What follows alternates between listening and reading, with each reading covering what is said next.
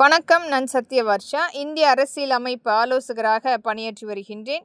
அனைத்து அரசு பள்ளிக்கூடங்களுக்குமே முழுமையாக அனைத்து அரசு பள்ளி பேருந்து கொண்டு வரப்பட வேண்டும்.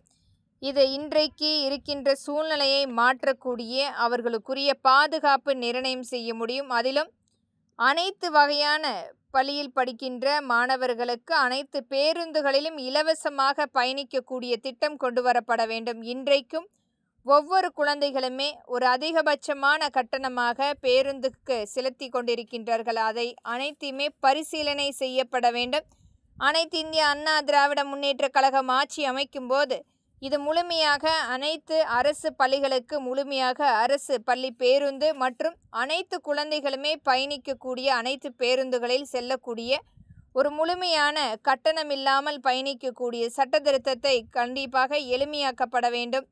இது மக்களின் கோரிக்கையாக ஒரு எளிய மகளாக இங்கு பதிவு செய்கின்றேன். நன்றி, வணக்கம்.